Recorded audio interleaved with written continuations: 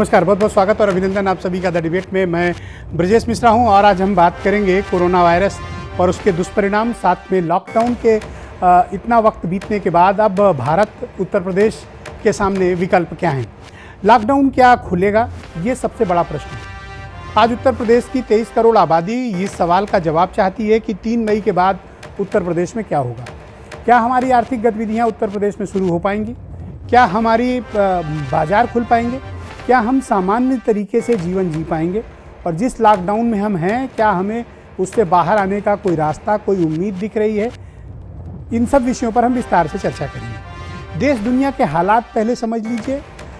Corona virus का संक्रमण का जो ग्राफ है दुनिया का, वो बढ़ता जा रहा है। इसमें कोई कमी नहीं आ रही है। अब तक जो रिपोर्ट है वो बताती है कि 32 लाख से ज़्यादा कोरोना वायरस पॉजिटिव के केसेस दुनिया भर में रिपोर्ट हो चुके हैं। 32 लाख। मरने वालों की संख्या भी तकरीबन 2,30,000 के आसपास पहुंच रही है, जो अब तक का रिकॉर्ड है। भारत में हम 33,000 पार कर चुके हैं और भारत में मरने वालों की संख्या भी 1100 से पार कर चुकी है। यानी लगातार मामले बढ़ते जा रहे हैं। और उत्तर प्रदेश में हमारे पास आज की जो रिपोर्ट है वो ये बताती है कि 2211 मामले उत्तर प्रदेश में आ चुके हैं और 40 मौतें हो चुकी हैं। ये यूपी का डेटा है। तो हम जब लॉकडाउन में गए थे तब के हालात और अब के हालात में अंतर नहीं, बल्कि ये आंकड़ा बढ़ता जा रहा है। ऐसे में भारत जैसे विकासशील देश के सामने या उत्तर प्रदेश जैसी अर्थव्यवस्था जो कृषि और छोटे उद्योगों पर आधारित है, उनके पास क्या विकल्प है? हम लॉकडाउन में कितना वक्त रह सकते हैं? ये एक गंभीर प्रश्न है। कोई भी कंट्री, कोई भी स्टेट, कोई भी जिला या कोई भी इंडस्ट्री एक लंबी अवधि तक अगर बंद रहती है तो उसके सामाजिक आर्थिक क्या दुष्परिणाम होते हैं? आम आदमी पर उसका क्या इम्पैक्ट पड़ता है? मिडिल क्लास पे क्या इम्पैक्ट पड़ता है? सर्विस क्लास पे क्या इम्पैक्ट पड़ता है? और कारपोरेट पे क्या इम्पैक्ट पड़ता है? ये 4 फैक्टर्स होते हैं जिनका एक अध्ययन किया जाना चाहिए, जिनके जरिए हम समझ सकते हैं कि हमारे देश प्रदेश की अर्थव्यवस्था की क्या हालत है। उत्तर प्रदेश जैसा राज्य, जो आबादी में भले ही हम सबसे ज़्यादा हों पूरे देश भर में, पर जो देश के बाकी राज्यों की अर्थव्यवस्था है उनके मुकाबले हम अभी 5वें-6वें नंबर पर हैं। हम कितने लंबी अवधि तक लॉकडाउन में खुद को सस्टेन कर पाएंगे? विशेष तौर पर दिहाड़ी मजदूर, स्ट्रीट वेंडर, रोज़मर्रा का काम वाले, प्राइवेट सेक्टर्स में जॉब करने वाले, फैक्ट्रियों में काम करने वाले लोग, वो लोग जो ऑनलाइन कारोबार से जुड़े हुए थे, उनका क्या होगा? जो ट्रेवल, हॉस्पिटैलिटी, टूरिज़्म, इसकी इंडस्ट्री से जुड़े हुए लोग थे, इनका क्या सबका होगा? हम, जैसा मैं पहले भी कह चुका हूं कि हम कोरोना से तो लड़ ही रहे हैं, कोरोना के अलावा हम कई मोर्चों पर बहुत बुरी तरह से घिर रहे हैं। हमें इससे निकलने का रास्ता चाहिए, क्योंकि जब तक आप किसी देश की आर्थिक गतिविधियों को एक मोमेंटम नहीं देंगे, तब तक आप लोगों को फीड नहीं कर सकते। मैं ये मानता हूं कि कोई भी सरकार अनंत काल तक या बहुत लंबी अवधि तक अपने लोगों को बिठा के खाना नहीं खिला सकती। बिठा के दुनिया का कोई देश अर्थव्यवस्था को चला नहीं सकता। जिनकी $27 ट्रिलियन की इकोनॉमी है अमेरिका, उन्होंने भी अपने 5 स्टेट में आर्थिक गतिविधियां शुरू कर दी। दुबई और यूएई जैसी कंट्री में आर्थिक गतिविधियां स्मार्ट लॉकडाउन होते हुए भी शुरू की गई। ऐसे तमाम उदाहरण भरे पड़े। मैं इस हक में नहीं हूं कि ना मैं ये कहता हूं कि कंप्लीट लॉकडाउन ओपन कर दिया जाए या फिर सारा काम धाम शुरू कर दिया जाए। बस सरकारों ने, विशेषज्ञों ने एक कोई रास्ता चुनना पड़ेगा। हमें कोई स्मार्ट तरीका डेवलप करना पड़ेगा कि हम लोगों के जीवन को आसान कर पाएँ, उनकी जो 40-42 दिनों के दुख तकलीफ है उन्हें कम करें, और हम कैसे अपनी आर्थिक गतिविधियों को स्मार्ट तरीके से मूव करें। ये एक विचारणीय प्रश्न है। सरकारों ने 3 मई के बाद पहले इस प्रश्न का जवाब देना पड़ेगा, क्योंकि 3 मई के बाद लॉकडाउन एक्सटेंड होता है तो उसके क्या दुष्परिणाम हैं, हमारे पास तैयारियां कैसी हैं, लॉकडाउन की इस अवधि में कोरोना को लेकर हमारी क्या परफॉर्मेंस रही है, हमारा फ्यूचर प्रोजेक्शन क्या है।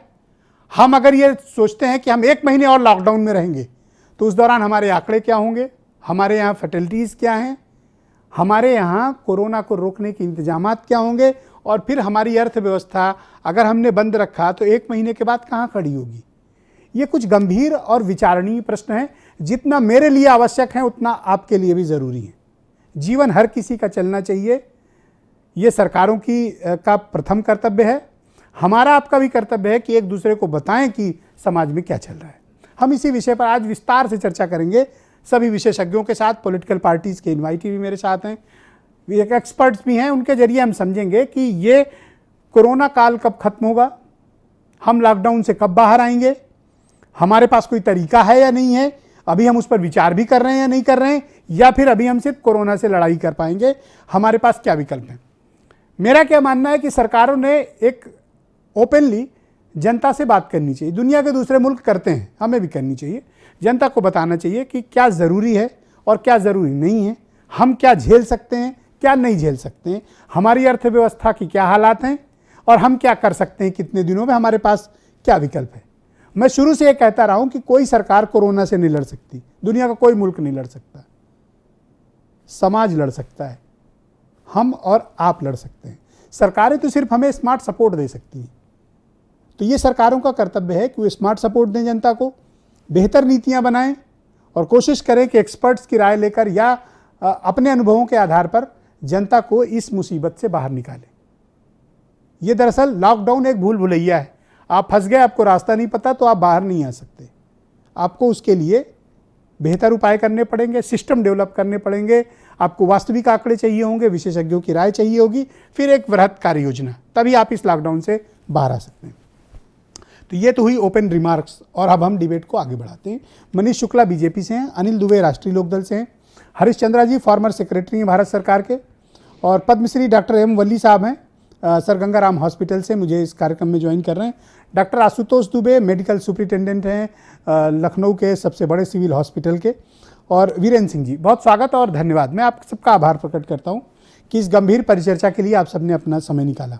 मनीष जी, मैं आपसे समझना चाहता हूं कि आप उत्तर प्रदेश के लोगों को ये बताओ कि रूलिंग पार्टी के आप स्पोक्स पर्सन हो और सरकार के पास कोई वृहद कार्य योजना है कि 3 मई के बाद हमने क्या करना है। देखिए ब्रजेश जी, हम आप जब चैनल पर बैठे हैं तो कुछ सच्चाइयों को हमको आपको स्वीकार करना पड़ेगा, और आपने जो ओपनिंग डिबेट की है वो निश्चित रूप से उस सच्चाइयों को रूबरू कराती है। देखिए, लॉकडाउन विकल्प था कि हमको कुछ समय मिले अपनी स्वास्थ्य सुविधाओं को बढ़ाने के लिए, अपनी अन्य व्यवस्थाओं को समृद्ध करने के लिए, जिससे हम प्रभावी तरीके से कोरोना से निपट सके। और एक लंबा समय जनता के सहयोग से हमने लॉकडाउन में बिताया है, और निश्चित रूप से आर्थिक चिंतन भी एक महत्वपूर्ण विषय है, और सरकार ने इसीलिए देश को 3 जोन में बांटा है, और उसी अनुसार राज्य सरकारों से केंद्र सरकार ने अपेक्षा की है कि एक कार्य योजना बना के केंद्र सरकार के सामने रखे कि लॉकडाउन से जब हम निकलेंगे तो क्या दुश्वारियां सामने आएंगी, क्या चुनौतियां हमारे सामने आएंगी, उससे हम कैसे निपटेंगे, इसकी फुल प्रूफ प्लान बनाया जाए। उत्तर प्रदेश सरकार उसके लिए फुल प्रूफ प्लान बना भी रही है कि हम अगर लॉकडाउन से निकलते हैं तो हम किन सुविधाओं को पहले ओपन करेंगे, धीरे धीरे कैसे बाहर आएंगे। और सबसे महत्वपूर्ण है जो आपने कहा कि समाज की जिम्मेदारी, और समाज ने जैसे भी कंधे से कंधा मिलाकर साथ दिया है सरकार के निर्णयों का, आगे भी देना पड़ेगा। और मैं वही कहता हूं, मैं तो कहता हूं कि भारत के लोगों की सराहना होनी चाहिए, उत्तर प्रदेश के लोगों की सराहना होनी चाहिए कि इन्होंने तमाम दुश्वारियां सहते हुए भी सरकार की हर नीति में सरकार का साथ दिया है। अब मनीष जी, सरकार का भी कर्तव्य है कि वो अपना खजाना खोले, इनके लिए अपनी नीतियों में सहानुभूति लाए, हम ज्यादा मानवीय हों अपने लोगों के लिए। बिल्कुल ब्रजेश जी, मैं वही कह रहा था कि सरकार, राज्य सरकार अपनी योजना बना रही है, केंद्र सरकार को सबमिट करेगी कि लॉकडाउन को क्रमवाइज कैसे खोलेंगे, क्या सामने चुनौतियां आएंगी जनता के सामने, सरकार के सामने, और सबसे बड़ी बात है कि कोरोना के साथ हम कैसे रहेंगे, कैसे रहना सीखेंगे, और रहने के लिए क्या हम सावधानी मानक अपनाएंगे। ये सब विचार हेल्थ एक्सपर्ट्स के साथ, फाइनेंस एक्सपर्ट्स के साथ, और अन्य जो इस एजेंसीज काम कर रही है इस कोरोना से लड़ने में, उनके साथ बना रही है सरकार, और एक फुल प्रूफ कार्य योजना के साथ उत्तर प्रदेश सरकार। हम कब तक एक्सपेक्ट करें आपसे कि ये बृहद कार्य योजना आप कब तक ला सकते हैं? तो देखिए, हमको लगता है कि 3 को पीरियड समाप्त हो रहा है, उसके पहले केंद्र सरकार को उत्तर प्रदेश सरकार अपनी योजना देगी कि हम उत्तर प्रदेश में किस तरीके से कोरोना से लड़ेंगे, कोरोना से जो आने वाली चुनौतियां हैं आफ्टर लॉकडाउन, क्या समस्या आ सकती है, उससे हम कैसे निपटेंगे, ये हम ऑल राइट मनीष जी, मेरे साथ पद्मश्री डॉक्टर एम वली साहब मौजूद हैं, सर गंगाराम हॉस्पिटल से जुड़े हुए हैं, देश के बहुत ही जाने माने विख्यात चिकित्सक है। बहुत स्वागत आपका सर, बहुत शुक्रिया आपने समय निकाला। सर, आज दुनिया भर का जो डेटा है और जॉन हॉपकिंस यूनिवर्सिटी की जो रिपोर्ट है ये बताती है कि ग्राफ अभी फ्लैट होने की बजाय वो 45 डिग्री पर ऊपर ही बढ़ रहा है। उसमें कोई सुधार के गुंजाइश ना तो अमेरिका में दिख रही है ना यूरोप में दिख रही है। थोड़ी बहुत अगर दिख भी रही है तो इनसिग्निफिकेंट है। देश में भी मैं देख रहा हूँ कि लगातार हमारे यहाँ भी केसेस बढ़ते जा रहे हैं, नंबर ऑफ फैटेलिटीज़ भी बढ़ती जा रही हैं। तो दुनिया के हालात और भारत के हालात पर मैं आपकी टिप्पणी चाहता हूँ।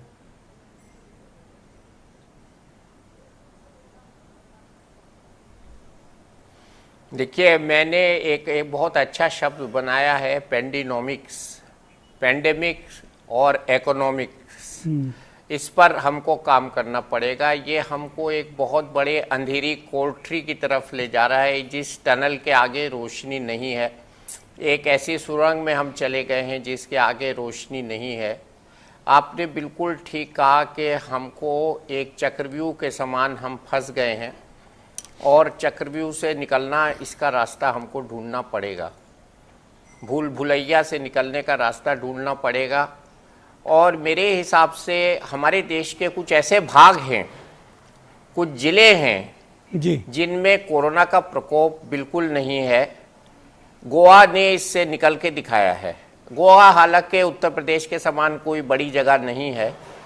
दिल्ली है, एक राज्य भी है दिल्ली। इसी तरह मध्य प्रदेश है, उत्तर प्रदेश है और राजस्थान है और सबसे बड़ा महाराष्ट्र। इन चारों जगह जो इसका प्रकोप है वो मानवता के लिए एक बहुत बड़ा खतरा बन गया है। और ये आपकी ऑब्जर्वेशन बिल्कुल ठीक है कि कहीं ना कहीं अभी हम कर्व को फ्लैट नहीं होने दे रहे हैं। हमारे यहाँ संख्या बहुत बड़ी है। मैं आपको एक छोटा सा डाटा दे के आपको सबको कन्विंस कर देता हूँ जी। अगर हम 1 लाख टेस्ट रोज करें जी, तो हम इंडिया की पॉपुलेशन को 37 साल में कवर कर पाएंगे। माय गॉड, ये वी नारायण मूर्ति जी का वो है कैलकुलेशन। तो इसके हिसाब से हमको क्या करना है? मेरी समझ में 2 बातें आ रही हैं।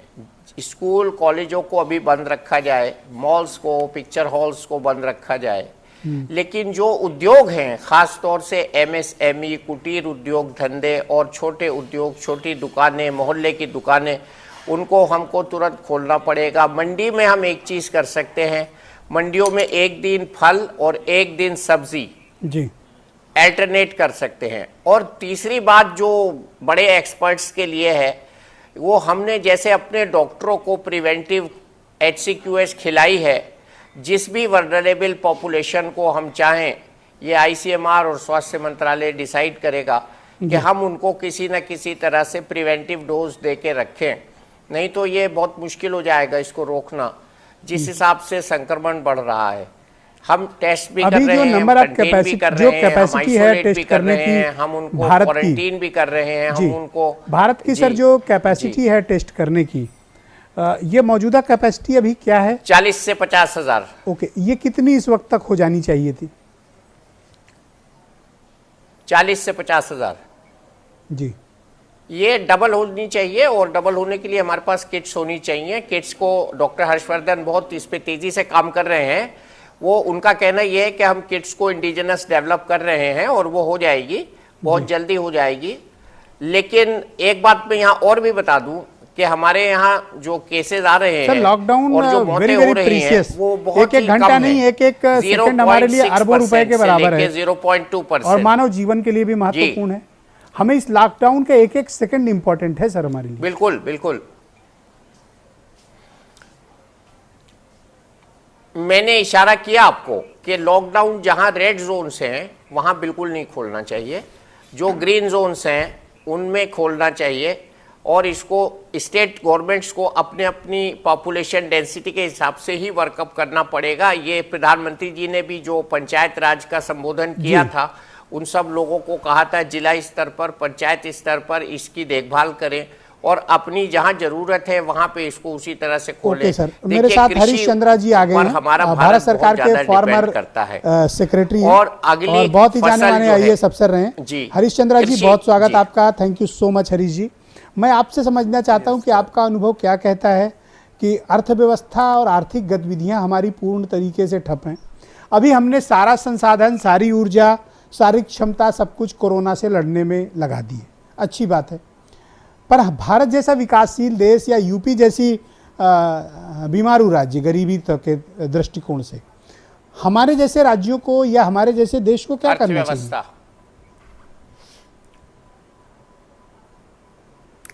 देखिए, इस समय बहुत भयावह स्थिति है। सरकार ने शुरू रहते इस पर काबू करने का, इस पर कार्रवाई करने का प्रयास नहीं किया। इस समय आप देख रहे हैं कि संख्या दिन पर दिन बढ़ती जा रही है। जितने लोग कोरोना से नहीं मरेंगे, कोरोना वायरस से नहीं मरेंगे, जो हालात होने जा रहे हैं उससे ज़्यादा लोग भूखमरी से मरेंगे। ये सवाल ये है कि ये सरकार को देखना चाहिए कि जो कोरोना प्रभावित इलाके हैं, आप बात डिबेट के प्रथम चरण में है, हम लोग सबको अपनी बात कहने का हक है। एंड ही जब former secretary government of India, उनको अपनी बात कहने दीजिए। आप बिल्कुल उनकी बात से ना इत्तेफाकी हो, ठीक है, बट उनकी बात सुननी चाहिए आपने। मैं आपको एडवाइस करता हूं कि आप उनकी बात सुनिए। यस हरीश जी बोलिए। ब्रजेश जी, लेकिन ये चैनल पर बैठ के निराशाजनक बात कर रहे हैं कि महामारी से उनका अनुभव है, उनके अनुभव में आपसे सुनना चाहिए। मजदूर लड़ रहा है और उसमें ये आप उनकी बात सुननी चाहिए ना। ये चिल्लाने से सही बात गलत नहीं हो सकती। आप सुनिए एक बार, सुनने का कहिए, धैर्य रखें कृपा करके। ना इत्तेफाकी आप नोट करो, आप उनको जवाब ज्ञान का अनुभव का सभी yes Harish ji go ahead. इनको कहिए कि जब हमारी बात सुने। हरीश जी बोलिए आप। हरीश जी, अगर आप ये सही बात सुनने की चिल्लाने से सत्य असत्य नहीं हो जाए। डिबेट होने दीजिए, भाई ओके, एक minute Manish ji, what's wrong with you?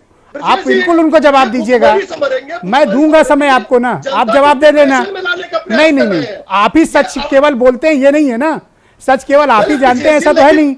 दूसरों का अनुभव सुनिए ना, अगर वो अपना कोई अनुभव आपसे शेयर कर रहे हैं तो बोलते अंधभक्ति करते होंगे। बोलिए हरीश जी। जो भी हैं, हम तो क्या ये सत्य नहीं बोलते, अंधभक्ति करते। मैं अंधभक्त किसी का नहीं हूँ। आप बोलिए, किसी व्यवस्था का नहीं हूँ, किसी सरकार का नहीं हूँ। नो प्राइवेट कन्वर्सेशन, आप लोग अपनी बात रखें। हरीश जी सुनने में तकलीफ हो रही है। Harish ji go ahead, please go ahead. समय रहते मैं इनको ये भी बता देता हूँ, सुन लीजिए। 30 दिसंबर को चाइनीज प्रेसिडेंट ने इस बात की घोषणा की थी कि कोरोना वायरस है, कंटेजियस डिजीज है।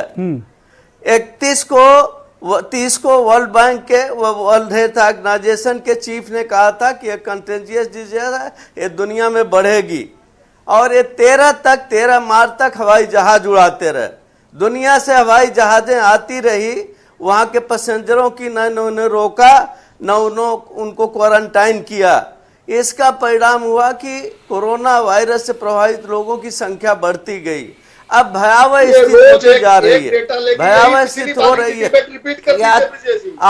आज देश में 30,000 लोग हो गए, 30,000 लोग हो गए सब। और कितने लोग प्रभावित हैं, इसको किसी का अंदाजा नहीं है। हाँ। आपको छोटा देश में बता रहा हूं, जर्मनी में हर सप्ताह 5 लाख लोगों की जांच की व्यवस्था है। हमारे यहाँ मुश्किल से 10-15 हजार लोगों की एक दिन में पूरे देश में जांच हो पाती है। तो हम कहां से निपट पाएंगे? इनको ये समझ में आनी चाहिए, इनकी सरकार को सोचना। और दूसरी बात है कि बहुत जगहों से बात आ रही है। हाँ, क्या बात आ रही है हरीश जी, क्या बात आ रही है? अरे इनसे कई तथ्य तो सही बोले। क्या बात? बोलिए हरीश जी, बोलिए आप। डॉक्टर साहब ने बताया। अरे he is not a political person ना, वो एक्चुअली डिबेट के आदि नहीं, इसलिए हरीश जी आपको जवाब नहीं है। ये तो ज्ञान का पिटोरा, पता नहीं कौन महान भाव जी हैं, सत्य इन्हीं का है। अगर नहीं है तो अखबार और कागज में रिपोर्ट पढ़ लीजिए, अगर आपको जानकारी नहीं है। मैं कोई इररिलेवेंट और तथ्य से अलग बात नहीं करता महोदय। आप भले इसका लटकल पच्चू की बात करते होंगे। आज ये है कि पूरे देश में लॉकडाउन है, लॉकडाउन की आप बताइए ना स्थिति ये कितने हो गई टेस्ट हो है रहे हैं? और ये सरकार क्या करने लगी है कि लॉकडाउन से, कोरोना से निपटने के बजाय अपने पूंजीपति मित्रों की भलाई करने में लगी हुई है। अभी आपने पढ़ा होगा ब्रजेश जी, 68,660 रुपया तो इन्होंने चौकसी जैसे लोगों को माफ किया है और ये बता रहे हैं कि सारा ज्ञान का पिता है, सारा अनुभव इन्हीं के भाई पास अनिल है। दुबे जी को डिबेट में ये आमंत्रित झूठ करते बोलने से हैं। सत्य हरीश जी, नहीं हो जाता। हरीश जी इनको थोड़ा ये समय दीजिए, बताइए। मैं अनिल जी को जोड़ना चाहता हूं आपके साथ डिबेट में। भाई अनिल जी, बहुत स्वागत है आपका। क्या हालात हैं उत्तर प्रदेश के? सरकार का जो डिलीवरी सिस्टम है, फूड चेन सिस्टम है, किसानों की समस्याएं हैं, सब ठीक चल रहा है या अभी कोई प्रॉब्लम आप महसूस कर रहे हैं? नहीं ब्रजेश जी, सरकार जो भी काम कर रही है उसमें मैं कोई उनकी बुराई नहीं करना चाहता। सरकार जो भी अपना प्रयास कर रही है तो कर ही रही है, लेकिन किसानों की समस्याएं हैं, मजदूरों की समस्याएं हैं।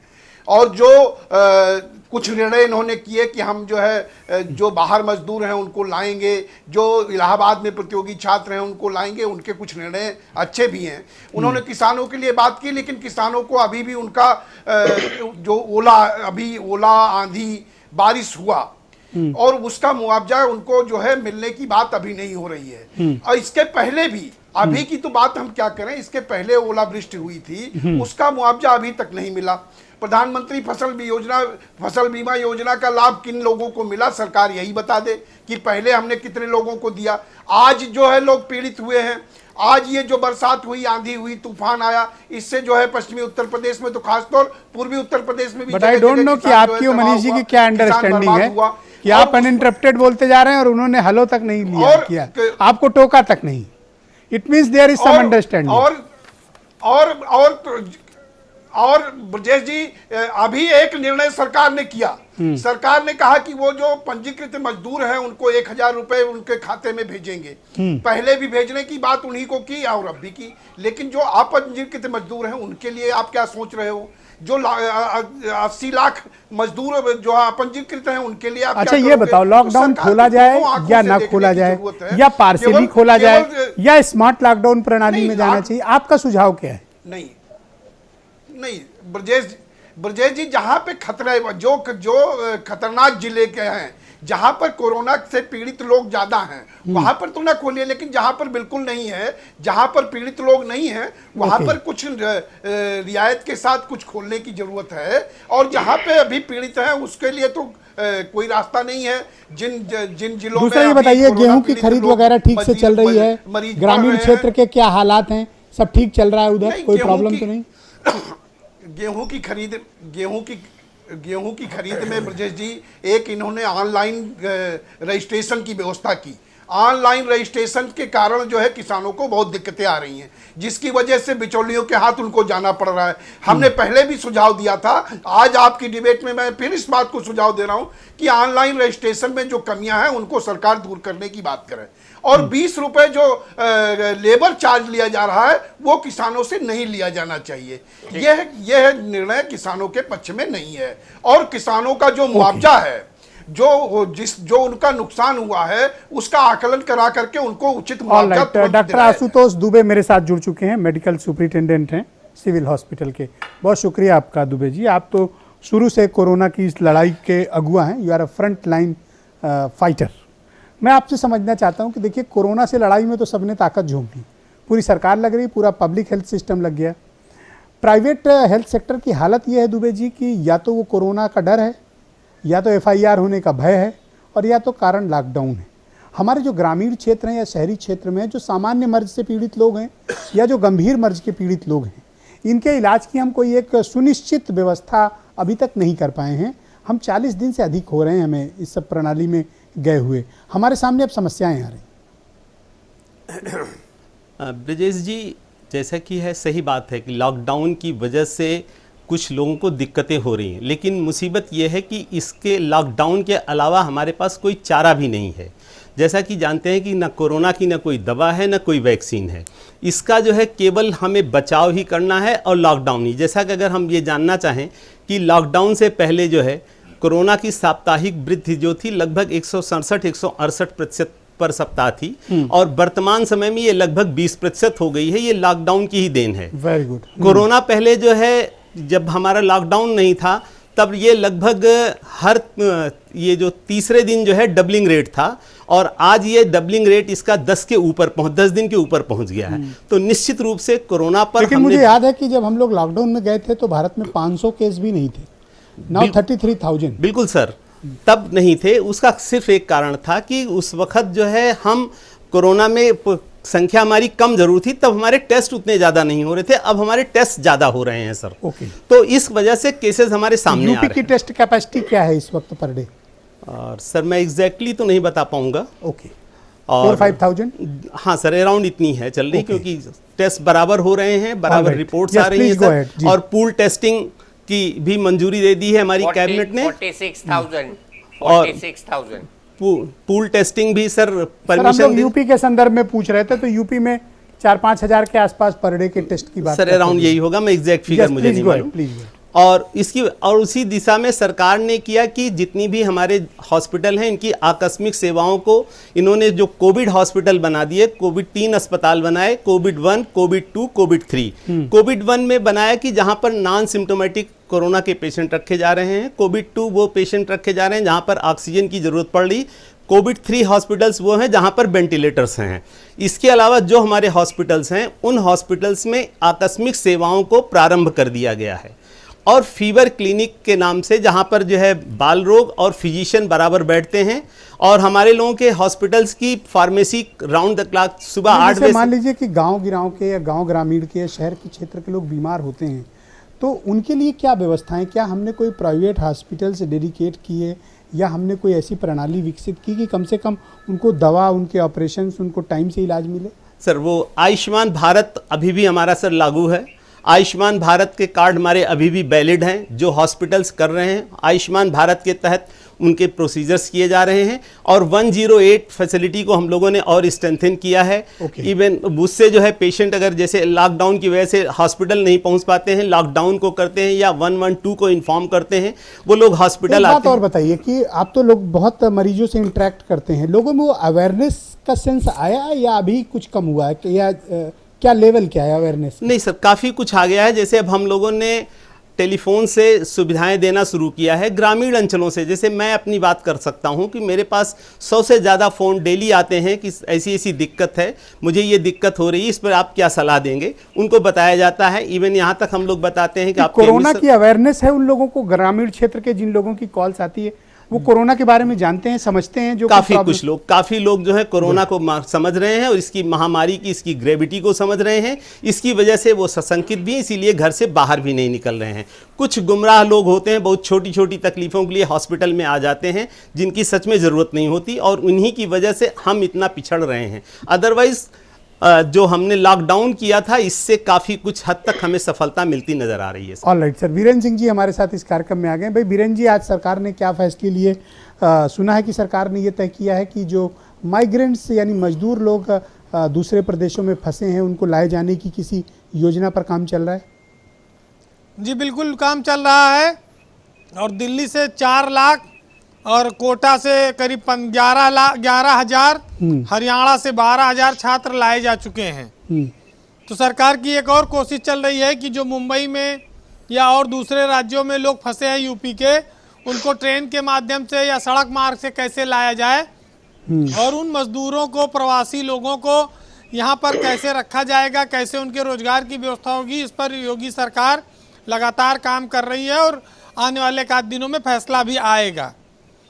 एक चीज़ ब्रिजेश जी, जो हम लोग आंकड़े बताते हैं लोगों को कि हमारे यहाँ 2,211 मरीज हैं इस समय कोरोना के, लेकिन उसमें जो सबसे अच्छी बात यह है कि भदोही जिला आज हमारा कोरोना मुक्त हो गया है। बरेली, मुरादाबाद, मेरठ में संक्रमण में तेजी आई है, लेकिन एक जिला हमारा और कम हुआ है। ये जरूर है कि आज 77 केस पूरे उत्तर प्रदेश में रिकॉर्ड किए गए हैं। सबसे ज़्यादा चिंता आगरा की है, जहां पर 468 मरीज इस समय हैं। अब देखना ये होगा कि इस पर कैसे कंट्रोल होता है, क्योंकि उसके बाद 200 कानपुर, 210 लखनऊ, 219 ये तीनों जिले बहुत ऊपर चल रहे हैं। बाकी जगह नीचे हैं। मतलब प्रॉब्लमेटिक जोन आगरा, कानपुर, लखनऊ, मेरठ, नोएडा जी, ओके। ये सब हैं। इन पर ज्यादा और फोकस करने की जरूरत है। यहाँ का जिला प्रशासन अगर कारगर नहीं हो पा रहा है तो ये जो नोडल अफसर भेजे गए हैं ये वहाँ पर क्या कर रहे हैं, क्या देख रहे हैं। और सरकार इस महामारी में ऐसे डीएम एसपी के खिलाफ कार्रवाई करने में हिचक क्यों रही है? उनके ऊपर कार्रवाई करके और कॉम्पिटेंट अफसर वहाँ भेजे जाए। पर मैं समझ नहीं पाया, जब भारत सरकार अपने सेक्रेटरी स्तर के 24-24, 25-25, 30-30 अफसर बदल सकती है तो यहाँ बदलने में कोई कठिनाई है? अगर जो परफॉर्म नहीं कर रहा है उसको हटा के कॉम्पिटेंट लोगों को लगाया जाए। यहाँ सिर्फ एक बीएन सिंह को अगर हटा दिया जाए, नोएडा के डीएम ब्रजेंद्र नारायण सिंह को, तो इसके अलावा किसी पर अभी कोई कार्रवाई नहीं हुई है। कार्रवाई जबरदस्ती ना की जाए, लेकिन जिन जिलों में संक्रमण नहीं रुक रहा है पूरे संसाधन झोंके जा रहे हैं। क्यों? कौन अफसर जिम्मेदार है, कौन डीएमएसपी इसके लिए जिम्मेदार है, उसको हटाया जाए, उसके जगह दूसरे अच्छे अधिकारी भेजे जाएं, वो काम करें। परिवर्तन करने में संकोच नहीं करना चाहिए सरकार को, ना सरकार के किसी ने हाथ बांधे हैं।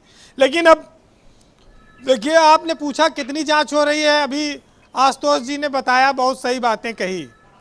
भाई हमारे यहाँ कल तक करीब 70,000 जांच हुई थी अब तक, जब से कोरोना आया है। टोटल जांच है टोटल जब से हिंदुस्तान में लॉकडाउन शुरू हुआ, कोरोना को लेके चिंता शुरू हुई। ओके, यूपी में 70,000 टेस्ट हो के आसपास करीब हुई है। ओके। अब सबसे बड़ी बात और आई कि जो मजदूर बुलाए जा रहे हैं तो ये किन किन नगरों के हैं, किन राज्यों के, सब नगर पालिकाओं से सूची मांगी गई थी। तो आपको हैरत की बात एक और होगी कि 292 नगर पालिका की सूची में फर्जी है, उसमें गड़बड़ी निकली है और सरकार ने उनको डांटा है कि तुम लोगों ने फर्जी सूची भेज दी मजदूरों की, फिर से उसका करवाओ, फिर से गिनती करवाओ। तो जब इस देश में कोई मैकेनिज्म है नहीं, अस्पताल उस लायक है नहीं, 50,000 बेड हैं आइसोलेशन के, कहा जा रहा है कि हम 1 लाख करेंगे उत्तर प्रदेश में। एक सरकार एक रात में कोई अस्पताल नहीं बना सकती। जो व्यवस्था एकदम चरमराई हो, गिरी हो जमीन पर, उसको योगी अपने अथक परिश्रम से रात दिन लड़कर कितना खड़ा रख पाएंगे ये देखना होगा। कम्युनिटी किचन जितने चल रहे थे, प्राइवेट लोग हाँफ चुके हैं खिलाते खिलाते, और सरकार का खाना कहाँ पहुँच रहा है कहाँ नहीं ये सब जान रहे हैं। तो प्राइवेट आदमी के पास अब पैसा खत्म हो रहा है। जो दूसरों के चंदों से चल रहा था किचन, अब वो 3 तारीख के बाद मुश्किल है चल पाना, ज्यादातर बंद हो जाएगा। डीएम लोगों को बजट तो भेजा गया था, ये सब क्या किए फिर? डीएम लोग जो महामारी आपदा में माल बनाने वाले लोग हैं, चाहे वो किट का मामला आए, चाहे मास्क का मामला आए, चाहे कम्युनिटी किचन आए। अभी देखिए मेरठ में सड़ा आलू दिखाया गया, खिलाया जा रहा है सब्जी में। पता लगा कि ठेका किसके पास है किचन चलाने का, सांसद के गुर्गों के पास है। तो डीएम और जिला प्रशासन और जो प्रतिनिधि हैं, जब ये सब हर जगह संवेदनहीन होंगे तो ये सब स्थितियां बनेंगी। आगरा में 500 के लगभग हम पहुंच रहे हैं, क्यों नहीं वहां के डीएम पर कार्रवाई होती और वहां के डीएम को हटा के दूसरा डीएम भेजा जाए जो और जनता के से कम्युनिकेशन रखे और तेजी से काम करे। लेकिन नहीं। पर मेयर साहब तो बयान बदल लिए, अब कह रहे नहीं ऑल इज वेल। 24 तो घंटे में क्या हो गया कि मेयर साहब? विधायक श्याम प्रकाश भी बदल लिए, जो कह रहे थे कि मेरी विधायक निधि का पैसा भ्रष्टाचार की भेंट चढ़ गया, बाद में कह रहे नहीं मैं एकदम संतुष्ट हूँ। चिट्ठी दूसरी सरकार को एक्चुअली संतुष्ट करना आता है ऐसे। जी कंप्लीट करें वीरेंद्र जी, कंक्लूड करें। देखिए जी, हमारे यहाँ बहुत बड़ी बड़ी चीजें हल्के फुल्के माहौल में कही जाती हैं। हाँ। मीडिया समाज का एक आईना है। और ब्रजेश जी, खास तौर से आपने जब से भारत समाचार ने इस कोविड को एक मुहिम बनाया है, इस कोरोना को, सरकार ने बहुत सारी चीजों पर कार्रवाई की है और बहुत सारी चीजें ग्रहण की। अरे हम और आशुतोष जी जब कोविड की बात करते थे तो लोग गुस्सा करते थे जी, ये कहाँ का फर्जी बातें कर रहे हैं। सरकार और जनता दोनों का सबसे ज्यादा फायदा ना। देखिए इस जागरूकता के लिए सरकार आऊंगा मैं सर, आऊंगा अभी वली साहब आता हूं। चीजें रही हैं उन सब के लिए कंक्लूड करें। हम लोगों ने जो कोशिश की है सब ने सराहा है। और देश और उत्तर प्रदेश की जनता मीडिया को आज भी सच का आईना मानती है, लेकिन जो सच बोलता है उसी को।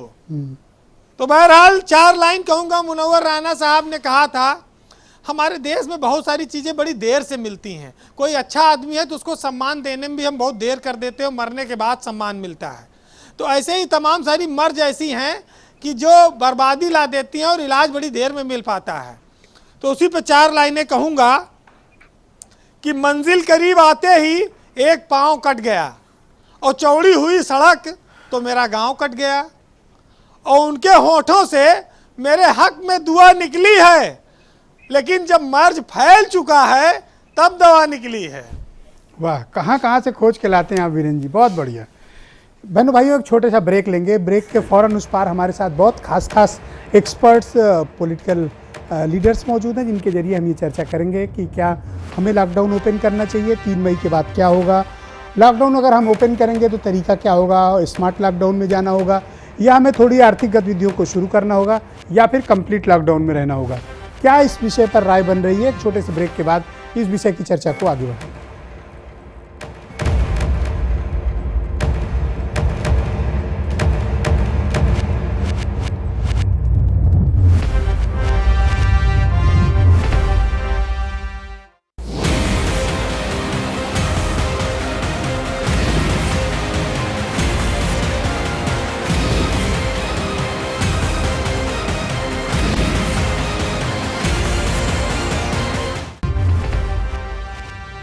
यूरोप के तमाम देश कोरोना वायरस से बहुत अत्यधिक प्रभावित हैं।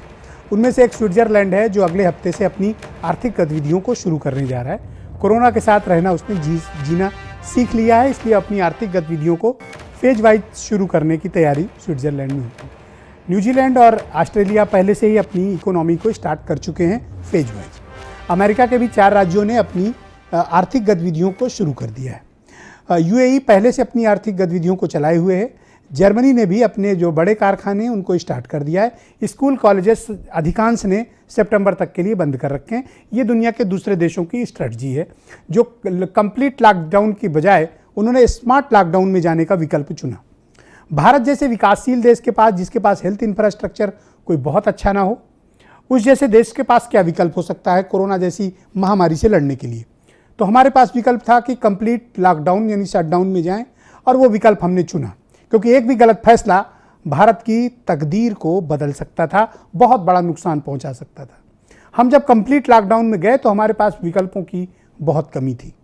अब हम जब कंप्लीट लॉकडाउन में हैं और हमको तकरीबन 40 दिन पूरे होने जा रहे हैं, अब 3 मई को लॉकडाउन के दिन भी कंप्लीट हो जाएंगे जो अवधि दी गई है। तो इसके बाद हिंदुस्तान को क्या करना चाहिए, इसके बाद उत्तर प्रदेश को क्या करना चाहिए? मेरा ये मत है कि हम लोग एक देश के तौर पर इसकी कोई एक नीति नहीं बना सकते। जो परिस्थितियां तमिलनाडु में हैं वो तेलंगाना में नहीं हैं, जो परिस्थितियां केरल में हैं वो पश्चिम बंगाल में नहीं हैं, जो परिस्थितियां नॉर्थ ईस्ट में हैं वो गुजरात में नहीं हैं। तो पूरे देश की लॉकडाउन को लेकर कोई एक नीति नहीं हो सकती कि हम आर्थिक गतिविधियां शुरू करें या ना करें। हमें उसके लिए प्रदेश के हिसाब मुताबिक उस राज्य में, उस जिले में, उस शहर में क्या हालात हैं और कैसा किस तरह से कोरोना वायरस के संक्रमण की स्थिति है, इसको लेकर विचार करने होंगे। क्योंकि ये ऐसा मसला है कि जिसमें किसी एक देश की कोई एक नीति नहीं हो सकती कि हम अपनी इकोनॉमी को रीओपन कैसे करें। हमने इसके लिए कुछ विशेष अध्ययन करने की ज़रूरत है, ये समझने की ज़रूरत है कि हम अगर कहीं इकोनॉमी को रीओपन करते हैं तो इसका पॉजिटिव और निगेटिव इम्पैक्ट क्या होंगे। तो क्या भारत सरकार इस नीति पर कुछ काम कर रही है और उत्तर प्रदेश की सरकार का इस पर क्या रुख होना चाहिए? मनीष शुक्ला इस पर रोशनी डालेंगे। Manish ji, go ahead. देखिए ब्रजेश जी, जो आपने कहा कि सभी की परिस्थितियां अलग है, इसीलिए सभी राज्यों को अपना रिपोर्ट देने को कहा गया है, अपनी कार्य योजना सबमिट करने के लिए कहा गया है। इसीलिए जिले वाइज रेड, ग्रीन और येलो जोन बनाया गया है। ठीक, पहले ग्रीन फिर येलो फिर रेड पे विचार करेंगे कैसे लॉकडाउन से हम आगे बढ़ेंगे, और उसकी विस्तृत तैयारी उत्तर प्रदेश सरकार कर रही है और केंद्र सरकार को अपना प्रस्तुत करेगी, कार्य योजना प्रस्तुत करेगी कि उत्तर प्रदेश किस तरीके से लॉकडाउन के बाद आगे बढ़ेगा और आर्थिक गतिविधियों को संचालित करेगा। देखिए, स्कूल विद्यालय, चूंकि बच्चे, एक तो वो बच्चे हैं, दूसरा गैदरिंग की बड़ी पॉइंट है, और बच्चों को सोशल डिस्टेंसिंग स्कूल के अंदर क्लास के अंदर तो किया जा सकता है, लेकिन तमाम ऐसे स्थान होते हैं जहां करना थोड़ा कठिन होता है। और हमको लगता है कि जो परिस्थितियां वैश्विक रूप से है उसमें थोड़ा सा उनकी पढ़ाई को ऑनलाइन और अन्य व्यवस्थाएं की जा रही हैं और ऑनलाइन की तरफ बढ़ रहा है। देखिए, हम 19 मार्च को हम लोगों ने अंतिम डिबेट स्टूडियो से की थी। यानी इस 40 दिन में देखिए हम और आप कितना बदले। ये डिबेट क्या कभी हम लोगों ने सोचा था कि 35 दिन हम लोग घर से बैठ के डिबेट करेंगे, मिलेंगे नहीं, केवल अन्य माध्यमों से हम करेंगे। बिल्कुल ठीक बात आपके। तो देश बढ़ रहा है उस तरफ। आज उत्तर आप प्रदेश लोग क्या में स्मार्ट 5,000 लॉकडाउन का विकल्प टेस्ट, चुनेंगे जैसे दुनिया के दूसरे मुल्कों ने किया? लेकिन निश्चित रूप से बहुत दिनों तक आर्थिक गतिविधियों को बंद करके देश का संचालन, देश की गतिविधियों का संचालन संभव नहीं है। इस सच्चाई को हम आप सब जानते हैं, इसमें किसी को आपत्ति नहीं होनी चाहिए जी। हम लॉकडाउन के दौरान 2-3 सवाल अनुत्तरित थे। 5,000 टेस्ट उत्तर प्रदेश में प्रतिदिन हो रहे हैं आज की डेट में, मैं कह सकता हूं 46,000 टेस्ट हिंदुस्तान में पूरे हो रहे हैं। 23 टेस्ट होते थे जब लॉकडाउन शुरू हुआ था उत्तर प्रदेश में, जब कोरोना की आहट आई थी 23 टेस्ट होते थे, 5,000 तक हम पहुंचे हैं। ये तथ्यात्मक चीजें हैं। और एक बात मैं बहुत तथ्यात्मक रूप से कहना चाहता हूं कि अभी तक उत्तर प्रदेश में एक भी घटना भूखमरी के कारण मरने की, मृत्यु की नहीं आई है सामने, और आगे भी। पर क्या आपको नहीं लगता कि आपकी अपनी टेस्ट कैपेसिटी को और इनहेंस करना चाहिए? 5,000 बहुत कम है, इनसिग्निफिकेंट है, आपने इसे बहुत बढ़ाना चाहिए। 23 से 5,000 पहुंचे हैं। 1 लाख हिंदुस्तान की कैपेसिटी होने का लक्ष्य है और निश्चित रूप से उत्तर प्रदेश में हम लॉकडाउन 2.0 खत्म करने जा रहे हैं। अगर ये एक घंटा 1 सेकंड इंपॉर्टेंट है, ये कोई ब्लेम गेम नहीं हो रहा, ना तो आपकी कॉम्पिटेंसी पर कोई सवाल है, बट आपने अपनी टेस्ट कैपेसिटी को इन्हेंस करके डबल, ट्रिपल, 4 टाइम्स 5 टाइम्स बढ़ानी पड़ेगी। हमारे पास और कोई विकल्प नहीं है अपनी टेस्ट कैपेसिटी को इन्हेंस करने के अलावा। देखिए ब्रिजेश जी, आपके सुझाव से सहमत है। हमने इसीलिए कहा था कि 23 टेस्ट होते थे उत्तर प्रदेश में, आज 5,000 हो रहे हैं जी। कई गुना कैपेसिटी बढ़ी है और हिंदुस्तान ने अगले कुछ दिनों में 1 लाख कैपेसिटी करने का लक्ष्य लिया है 46,000 से, और उत्तर प्रदेश की भूमिका उसमें बड़ी होगी। ऑलराइट सर, मेरे साथ पद्मश्री डॉक्टर एम वली साहब जुड़े हुए हैं। डॉक्टर साहब, मैं आपसे समझना चाहता हूं, मैं हैरान हूं देख तो रूस का डेटा देख के कि अचानक से 3 हफ्ते में एक देश 34 लाख से ज्यादा टेस्ट कैसे कर सकता है। ये दुनिया को हैरान करता है ये डेटा कि जिस देश में 23 मार्च को 1500 सिर्फ केसेस रहे हों और कुछ हजार टेस्ट किए गए हों, उस देश ने 3 हफ्ते के भीतर 34 लाख टेस्ट कर डाले। कैसे पॉसिबल हुआ ये? हाँ, उनके पास जो है संसाधन के साथ साथ उनके यहाँ जनता का सहयोग है। आपने प्रोग्राम के शुरू में ये बात कही थी कि सरकार का काम नहीं, जनता का काम है जब हम इससे लड़ सकेंगे, तो वहाँ जनता का सहयोग है। और मुझे ये बात कहते हुए बड़ा गर्व हो रहा है कि यूपी में नोएडा में न्यू लाइफ कंपनी ने इंडिजिनस किट डेवलप की है। ऐसी किट्स हमको हर जगह डेवलप करनी है ताकि उनके लॉजिस्टिक्स में कोई प्रॉब्लम ना हो और वो सब जगह किट से टेस्ट हो, और हम उन लोगों को अलग कर दें जिनके अंदर या तो इम्यूनिटी है या जो इससे पीड़ित नहीं है। तो जो लोग फिर पीड़ित हैं उनका इलाज संभव है या उनको अलग करना संभव है। क्या हम ये कर सकते हैं डॉक्टर वली कि जितने लोग हमारे पास क्वारंटाइन में हैं, हम उन सब का मैंडेटरी टेस्ट करें जितने भी क्वारंटाइन हैं? जी बिल्कुल। और उनका स्टेटस देखें, किस स्टेटस पे है वो, उनको अननेसेसरी टॉर्चर ना हो, उनको काम पे वो जा सकते हैं, वो काम पे जा सकते हैं, वो फिट हो गए हैं। और मैं आपको एक बात और बता दूं आखिर में, ये शायद मुझे अब बोलने का मौका ना मिले कि इसमें डेथ्स इतनी नहीं हो रही हैं जितनी डेथ्स की बाहर हम देख रहे हैं, वो डेथ्स इंडिया में नहीं हो रही हैं। हम लोगों में ईश्वरीय दी हुई कुछ इम्यूनिटी है जो खाने की वजह से, टीबी की वजह से, बीसीजी के टीके की वजह से, चेचक की महामारी होने की वजह से, ये हमारे यहाँ है, मलेरिया की वजह से है, ये इम्यूनिटी है। नहीं तो हमारा भी हाल आज अमेरिका और स्पेन जैसा होता। बिल्कुल। ऑलराइट सर, इसका कोई टीका या कोई दवा विकसित हो रही है दुनिया के किसी मुल्क में? क्या काम चल रहा है और कब तक एक्सपेक्टेड है? इसको लेकर काफी चर्चाएं लोगों के बीच हैं, आपके पास क्या इसकी रिपोर्ट है? चंडीगढ़ में पीजीआई चंडीगढ़ में हमारे बहुत बुजुर्ग डॉक्टर थे, उन्होंने एक लेप्रोसी का टीका बनाया था जिसका नाम MW वैक्सीन है। उसमें यह क्षमता है कि मरते हुए 50% लोगों को मौत से रोक देता है, इन्फेक्शन नहीं होने देता। इसी तरह प्लाज्मा थेरेपी बहुत कामयाब है। अब हमको कहीं से वेटिंग नहीं करानी, हमारे डॉक्टर्स को डिसाइड करना है और सरकार से इसकी परमिशन मिलनी है कि प्लाज्मा थेरेपी हम बहुत आसानी से यूज कर सकते हैं। पर प्लाज्मा को तो थोड़ा सा कंट्रोवर्सी ये आ गई कि आईसीएमआर इसको लेकर सहज नहीं है और आईसीएमआर ने इस पर कॉशन प्लाज्मा थेरेपी नहीं, वो जनरल ट्रीटमेंट नहीं हो सकता। ये आईसीयू वाले जो मरीज हैं उनमें से 50% मरीजों का ये इलाज है आईसीयू में। ऑलराइट सर, हरिश्चंद्र जी बहुत स्वागत आपका। आप बताइए सर कि क्या हम इकोनॉमी को रीओपन कर सकते हैं? हमें स्मार्ट लॉकडाउन जो अमेरिका या दूसरे देशों ने किया है, यूरोपियन कंट्रीज ने, हमें स्मार्ट लॉकडाउन में जाना चाहिए? हरीश जी देखिए, लॉकडाउन में, कंप्लीट लॉकडाउन में नहीं जाना चाहिए। हमें उन इलाकों को आइडेंटिफाई करना चाहिए जहां कोरोना मरीजों की संख्या ज़्यादा है या कंसंट्रेशन ज़्यादा है। शहरों को आइडेंटिफाई करना चाहिए, इलाकों को आइडेंटिफाई करना चाहिए और जिलों को आइडेंटिफाई करना चाहिए। और जहां इस तरह की स्थिति नहीं है वहां बिल्कुल लॉकडाउन नहीं किया जाना चाहिए। इससे अर्थव्यवस्था पर प्रतिकूल प्रभाव पड़ेगा। आप देख रहे हैं कि जैसे अभी बड़ी संख्या में एनजीओ थे, सिविल सोसाइटी के लोग थे, उन्होंने बड़ी मात्रा में अपने पास संसाधनों से राशन वगैरह बांटा है। सरकार के पास भी, सरकार भी उतने लोगों को उनकी ज़रूरतों को पूरा करने में सफल नहीं हो पाई है। और अनफॉर्चुनेटली क्या है, अभी हमारे देश में कितने छिपे हुए हैं जिनकी जांच नहीं हो पाई है। जैसे अभी आप देखते होंगे कि 60-70 हजार, अभी लोगों ने बताया कि 60-70 हजार लोगों की अभी तक जांच हुई है। 130 करोड़ लोगों में 60-70 हजार ये उत्तर प्रदेश में अब तक जांच हुई है और पूरे देश में जो जांच है वो 60,000 से 70,000 के बीच पर डे है। ये एक डेटा है। देखिए 130 करोड़ की, ब्रजेश जी, 130 करोड़ की जनसंख्या में 70 हजार 4-5 लाख कोई माने नहीं रखता।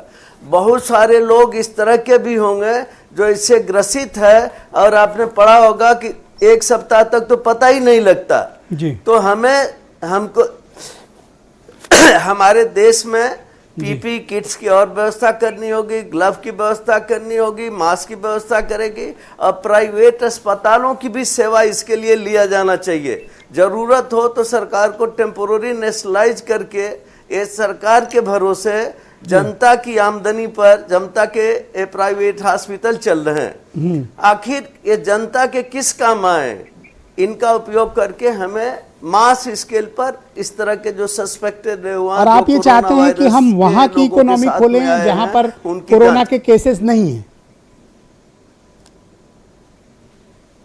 हाँ बिल्कुल, जहां कोरोना के केसेस नहीं है वहां लॉकडाउन करने का, जैसे अभी ने देखिए बताया, आप देखेंगे रजिस्ट्रेशन वगैरह का प्रोसेस इतना यूजर फ्रेंडली तो है नहीं।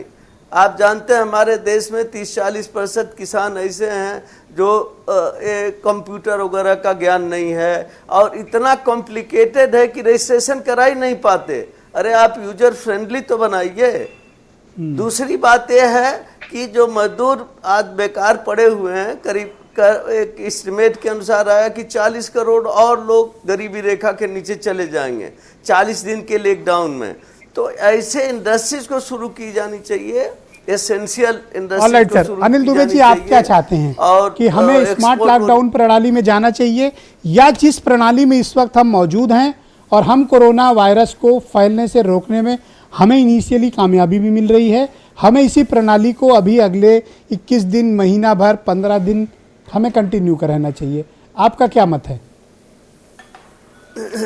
नहीं, देखिए ब्रजेश जी, अगर मैंने पहले भी कहा और मैं फिर उस बात को दोहराना चाहता हूं कि जिन जिलों में अभी मरीजों की संख्या है, जिन जिलों में मरीज अभी बढ़ रहे हैं, उन जिलों को अभी लॉकडाउन में रखने की ज़रूरत है। लेकिन जो गली और मोहल्ले की दुकानें हैं, गली और मोहल्ले के अंदर जो हैं, उनको खोला जाना चाहिए। और जहां पर मरीज नहीं है वहां पर उद्योग धंधे काम धंधों को शुरू करने की जरूरत है, और जहां पर मरीज नहीं है उनको लॉकडाउन में रखने की जरूरत नहीं है। यह व्यवस्था सरकार को करनी पड़ेगी, क्योंकि एकदम से जहां पर मरीज नहीं उनको भी आप लॉकडाउन रखो और जहां पर जरूरत नहीं है उनको भी बंद रखो, तो इसकी समीक्षा करने की जरूरत है। और डॉक्टर आशुतोष दुबे, मैं आपसे समझना चाहता हूं कि इस लॉकडाउन की अवधि के दौरान प्राइवेट जो हेल्थ सर्विसेज हैं उत्तर प्रदेश में वो क्यों चरमरा गई, वो क्या भय है उनको? दूसरी चीज़ है, कई डॉक्टरों से मैंने बात की कि भाई आप फुल कैपेसिटी में अपना हॉस्पिटल रन क्यों नहीं कर रहे हैं, तो उन्होंने दो कारण गिनाए कि साहब एक तो लॉकडाउन के कारण स्टाफ की किल्लत है, कमी है, और दूसरा अगर गलती से भी कोरोना वायरस का कोई मरीज निकला हमारे यहाँ तो पूरा अस्पताल सीज, पूरा काम धाम बंद, सब क्वारंटाइन। हम क्या करें? सर ये समस्या है लोगों में कि प्राइवेट सेटअप में जो है एक तो वो ज़रूरत से ज़्यादा अपने को सुरक्षात्मक किट का अब कर रहे हैं। यू आर राइट, वो कुछ ज्यादा ही अपने को। जी हाँ, मैं सहमत हूँ इस बात से। जैसे हम लोग राजकीय चिकित्सालय में हैं, हम लोग दिन भर सुबह 8 बजे से लेकर के रात 8 बजे तक प्राइवेट अस्पताल के डॉक्टरों का नाटक इस समय ना बहुत बढ़ गया है। जी सर, तो गवर्नमेंट सर इस दिशा में प्रयास कर रही है और सर काफ़ी कुछ कर रही है। अब मेडिकल मोबाइल बैन की भी व्यवस्था कर रही है, जिससे जो हमारे गवर्नमेंट के डॉक्टर्स हैं वो ग्रामीण क्षेत्रों में जाएंगे, वहाँ पर उपचार करेंगे सर। और इसी तरीके से सरकार लगातार प्रयासरत है और निश्चित रूप से सर और प्रयासरत है, और लॉकडाउन में जनता को निश्चित रूप से सर जैसा कि है कि काफ़ी कुछ, जैसे ये सीज़न जो है इस वक्त बीमारी के हिसाब से देखा जाए सर तो संक्रामक रोग इस मौसम में ज़्यादा होते हैं, खास करके जो अपर रेस्पिरेटरी ट्रैक्ट या एलर्जिक डिजीजेज या आँख की बीमारियाँ होती हैं निश्चित रूप से, और इन बीमारियों में बहुत ज़्यादा परामर्श की ज़रूरत नहीं हमें तो रोकना भी पड़ेगा, क्योंकि जून के बाद से ना बारिश का सीजन है। बिल्कुल सर, बारिश के बाद होगा, बारिश हो जाएगा तो सर डेंगू जो एक अपने यहाँ एक कहर ढाता है तो एक उसका भी शुरू हो जाएगा। तो इस दिशा में सर सरकार या हम लोगों की जो पूरी टीम है सब लोग पूरी तरह से। डॉक्टर वली, मैं आपसे समझना चाहता हूं सर संक्षेप में अगले 20 सेकंड में मुझे ये बताइए कि आने वाले 3 हफ्ते भारत के लिए कैसे होंगे? हाँ, smart lockdown is the answer of the problem. Number 1 smart lockdown. दूसरा ये कि किसान को देखना पड़ेगा, किसान जो है हमारे देश का उसको सुखी रखना पड़ेगा। तीसरा गरीब आदमी तक पहुंचना पड़ेगा। चौथा ट्रक ड्राइवर, मजदूर है, लेबर है, उसके इश्यूज को एड्रेस करना पड़ेगा। और मुझे बहुत खुशी है, कल गृह मंत्रालय ने, हमारे अमित शाह जी ने इस पे इंस्ट्रक्शन जारी किए हैं और उनकी तफसील आपके सामने परसों नरसों तक आएगी। और वो बहुत अच्छे कदम है। जो लॉकडाउन चल रहा है वो कंटिन्यू है। जो फसल है, जो कटी हुई फसल है, उसको बचाना पड़ेगा, या जो चल रहा है चलने दिया जाए। Yes Manish ji. Yes, no smart lockdown. और मनीष शुक्ला जी, स्मार्ट लॉकडाउन या 3 मई वाला जो अभी चल रहा है वो चलने दिया जाए? नहीं, देखिए अब स्मार्ट लॉकडाउन की तरफ बढ़ना पड़ेगा। अब वो 3 मई की 10 मई, लेकिन बढ़ना इसलिए पड़ेगा कि बिना आर्थिक गतिविधियों के भी देश नहीं चल सकता। जान है, जान है निश्चित है, ये बहुत आवश्यक चीज है, लेकिन उस जान है जहान को बनाए रखने के लिए आर्थिक गतिविधियां शुरू करनी पड़ेंगी। आप सब महानुभावों का बहुत बहुत धन्यवाद, शुक्रिया कि आज शाम आप सब ने अपना अपना कीमती वक्त निकाला, इस राय मशवरे में शामिल हुए। बहुत बहुत धन्यवाद आप सभी का मेरे साथ इस कार्यक्रम में शामिल होने के लिए, और आप सबका भी बहुत बहुत शुक्रिया। कृपया अपना ध्यान रखिए, सोशल डिस्टेंसिंग का पालन करिए, साबुन से हाथ जरूर धुलते रहिए। सैनिटाइजर अगर उपलब्ध नहीं है तो आप साबुन का इस्तेमाल करें। सोशल डिस्टेंसिंग के साथ साथ फिजिकल डिस्टेंसिंग का ज़रूर पालन करें, और कोशिश करें कि बाजार ना जाएं, घरों से बाहर ना निकलें। हमने लगभग आधी लड़ाई जीत ली है, थोड़ा सा सब्र और दिखाएंगे, सरकारों के साथ सहयोग करेंगे, एक जिम्मेदार नागरिक की भूमिका निभाएंगे, निश्चित तौर पर हम कोरोना को हरा लेंगे। अब सरकारों पर डिपेंड करता है कि वो लॉकडाउन में रहेंगे या फिर स्मार्ट लॉकडाउन में, या डॉक्टर वली जो बता रहे थे पेंडोनॉमिक्स। बहुत बहुत शुक्रिया, धन्यवाद, थैंक यू।